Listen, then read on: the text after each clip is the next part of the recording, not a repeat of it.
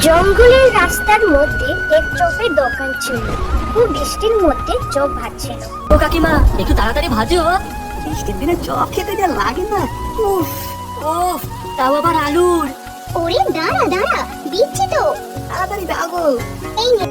Chop যখনই দিতে যাবে, এক ভূত এসে তাদের কাছ থেকে চপ নিয়ে উধাও হয়ে যায়।